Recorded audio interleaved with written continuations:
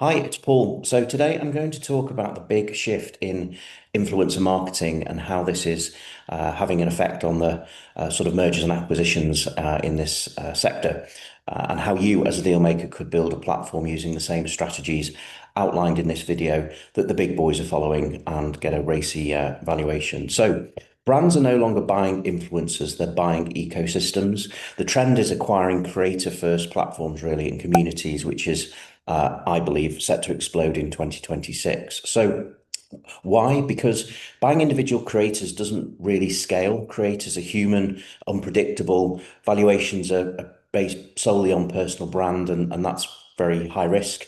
And revenue is very much tied to audience mood, platform algorithms, and I suppose creator burnout. Whereas in platforms are communities and creator-run businesses are enduring assets. They have transferable value and they have infrastructure such as systems, and this creates continuity independent of just one person.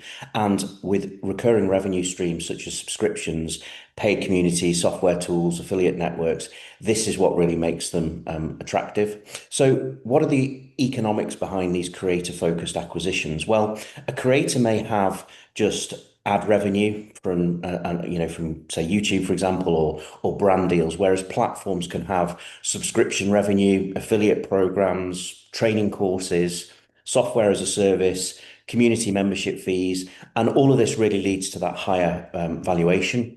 Margins tend to be higher as well. So, for example, SaaS businesses typically margins tend to be between 70 and 90%. Community tends to be around 40 to 60%, creator agencies 20 to 40%. So the risk profile is certainly lower, whereas a creator is ultimately a key person risk. And a platform is really diversified of this risk. So why are corporates buying creator platforms? Well, quite simply because they have predictability, transferability, and scalability.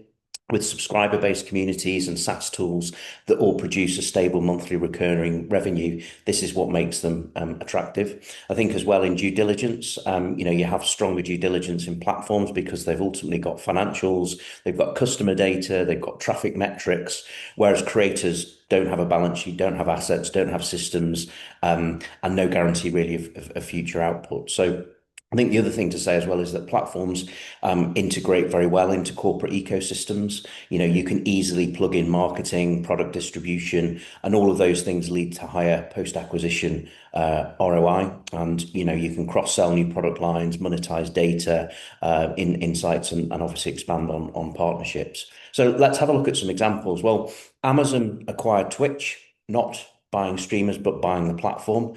HubSpot, they bought Hustle, so they were buying the media asset, not the creator. Kajabi and Circle, they're growing by absorbing creator ecosystems. And then you've got Gymshark and Huel, where they're building creator-based acquisition arms. So each of these has allowed those companies to acquire distribution, attention, community, rather than just a single influencer. So this is why founders are building for acquisition by large companies, because ultimately creator burnout is real. They want exit whilst valuations are high. Operator prefer to own platforms, not products. Communities are essentially intellectual property. Think courses, think framework, think playbooks, think email lists. All of this is assets that corporates can acquire. And the same with, software as a service, SaaS companies. Ultimately companies love recurring revenue models tied to engaged user bases. So essentially, what you're looking to do is really leverage this trend as a deal maker. So how can you buy creator ecosystems at 3 to 6 times profit, roll up these communities into one network, so you've got instant scale. If you add SaaS tools via acquisition, this can also increase the valuation. And you can look at monetizing the audience better with maybe higher ticket services like consulting, education, events, membership. So, essentially what you're looking to build if you're going to go and sort of take advantage of this trend is a flywheel.